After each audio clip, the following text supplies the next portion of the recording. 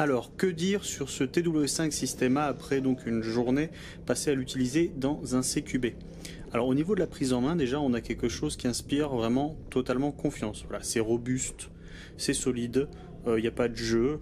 Alors j'ai jamais vraiment eu de vrai MP5 entre les mains, hein, mais c'est clairement l'idée que je m'en fais. Voilà.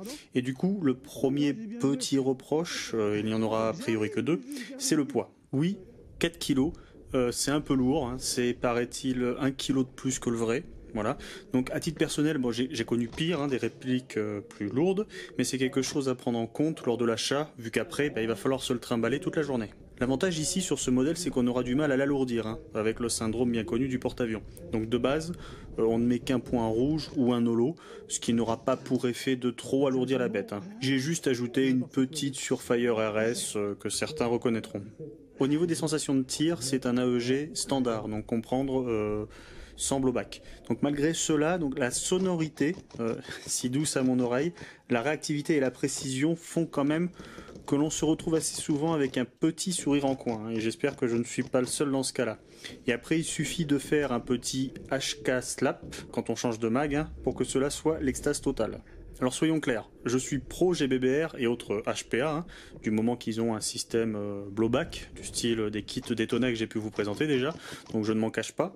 Le fait est que cette réplique, tout comme le AA12, hein, bizarrement, de Marui, ces répliques ont d'une certaine manière contribué à me réconcilier avec les AEG. Voilà. Donc je pourrais aussi parler du changement, alors plus ou moins rapide de cylindre sur ce modèle-là, c'est moins rapide que sur la M4, donc qui fait que l'on peut s'adapter au style de jeu et au terrain où l'on va jouer.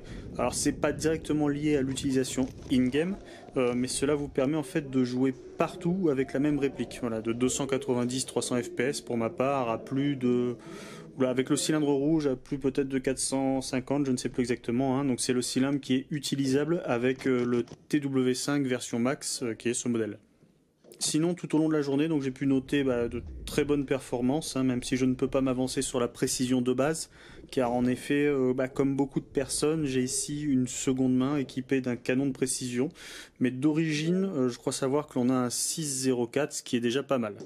Donc comme stipulé précédemment, on se retrouve assez souvent à faire des rechargements grâce au mag low-cap de 40 billes et au bolt catch actif. Donc il est toujours plaisant, de mon point de vue, d'avoir en plein échange de billes cette petite montée d'adrénaline qu'en fait la réplique arrête de tirer et qu'il faut procéder au rechargement et se mettre à couvert. Voilà, donc c'est une des choses qui m'ont tout de suite incité à l'époque à investir dans des GBBR. Et du coup, là, c'est malheureusement ce même système qui m'amène au second petit reproche. Donc autant le système marche très bien, hein, ça il n'y a pas de problème de ce côté-là, surtout pour quelque chose qui a été imaginé en 2009, je le rappelle, c'est pas une réplique récente. Donc autant le mécanisme inspire vraiment peu confiance. Voilà, il est fortement conseillé de ne pas mettre de mag vide dans la réplique, car en effet la petite tige détectant le mag vide, elle est assez fragile. Et j'ai pu lire sur de nombreux forums en fait que l'on pouvait la casser et la perdre facilement. Et d'ailleurs, pour la petite anecdote, hein, la réplique m'a été envoyée sans cette tige, donc il m'a fallu trouver la pièce, l'acheter et la monter sur ce modèle. Et petit aparté aussi sur la réactivité, alors je vais pas me lancer dans un débat sans fin, c'est pas le but, je dirais juste qu'elle est très bonne. Alors après, oui, on peut sûrement faire mieux avec des systèmes HPA, des MOSFET, des Titan Gate à installer, tout ce que vous voulez. Peut-être, c'est pas le problème. Et je rappelle juste que cette réplique date de 2009. Et il faudrait vraiment être borné pour ne pas reconnaître la prouesse de l'époque, hein, car si cela avait été aussi simple de le faire, tout le monde l'aurait fait en 2009. Et je rappelle que 2009, c'est il y a 10 ans. Voilà, donc le HPA il y a 10 ans, les Titan Gate il y a 10 ans, la réactivité, voilà. Il faut replacer les choses dans leur contexte. La réactivité sur cette réplique, elle est très bonne. Et je rajouterai que ici, c'est disponible d'origine, en sortie de boîte, pour une somme plus ou moins modique. Voilà, donc je pense avoir fait le tour. Donc en conclusion, ce TW5, c'est vraiment une réplique sympa, une réplique qui me plaît beaucoup. Ayant commencé l'airsoft en 2007, la réplique est sortie en 2009, je l'ai tout de suite remarqué, et j'ai attendu 2018. Donc c'est une certaine forme de consécration de pouvoir mettre la main dessus, en seconde main, hein, je le précise bien parce que c'est quand même une réplique qui n'est pas donnée.